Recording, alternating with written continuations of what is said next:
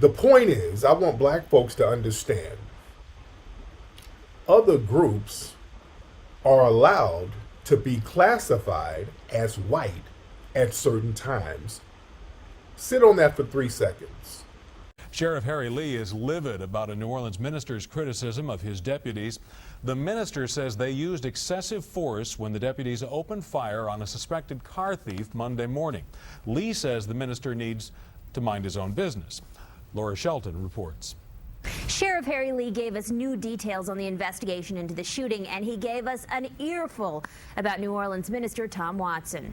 All we tried to do was stop him. And if it took 100 and whatever bullets were fired to stop him, that's what it took.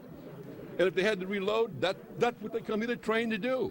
Sheriff Harry Lee passionately defended his deputies' use of deadly force in the death of 16-year-old Antoine Colbert, the teen behind the wheel of this stolen truck. Deputies say Colbert tried to run them over. And everybody's saying, we the bad guys? And he hit a deputy with the car.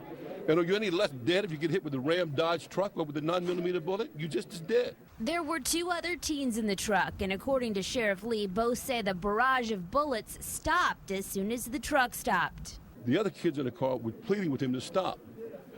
And his answer then was, I'm not going back to jail. So if he had a death wish, that's okay with me.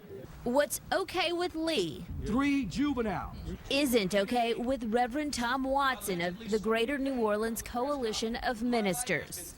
From what I'm understanding, these 3 young people going down Jefferson Highway, the Jefferson police decide that they're going to have target practice on these kids. For a minister to face saying that we use those kids for target practice, I cannot tell you how angry that makes me.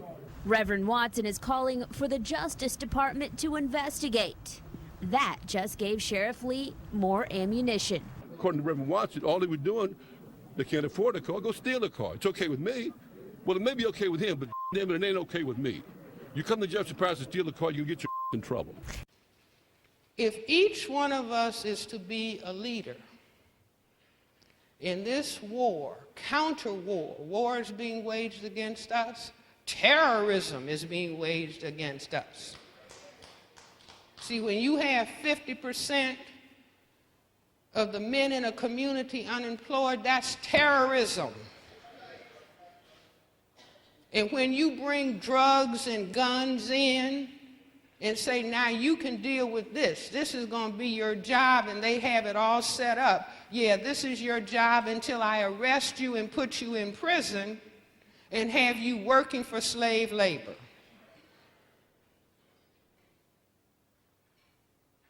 That's terrorism. Racism, white supremacy is the highest form of terrorism ever conceived on this planet. According to Reverend Watson, all they were doing, they can't afford a car, go steal a car. It's okay with me. Well, it may be okay with him, but damn it ain't okay with me.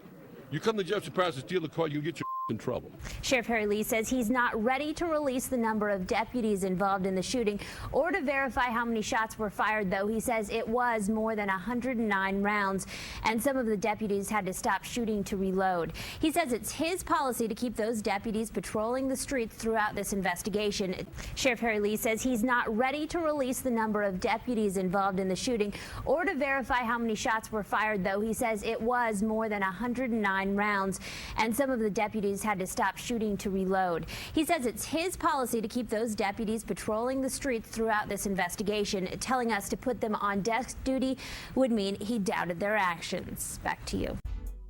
But just understand, these people are against you. These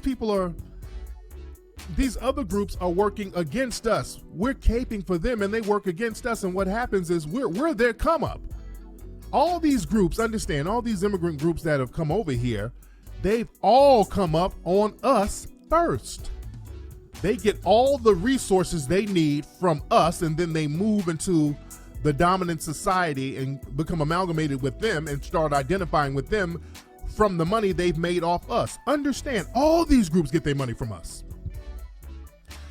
It's like a vetting system. First, when they're led over here, white society don't fully embrace them yet. So they send them over there to our neighborhoods to kind of build their wealth up. The Asian communities, they don't go right into white society. They don't let them in. They come into the black neighborhoods, open up the stores, open up the beauty places and the food spots. The Arabs, they come over to the black neighborhoods, open up those liquor stores. The East Indians, they bring their little black asses over into our neighborhoods, open up the liquor stores, open up the 7-Elevens and all that. They all get that money from us first, and then turn around and utilize the money that they got from us to punish us politically and socially and become the lapdogs of the white supremacists. See, we're going to have to start getting on code and shutting that bullshit down. Do not give dogs what is sacred. Do not throw your pearls to pigs. If you do, they may trample them under their feet and turn and tear you to pieces.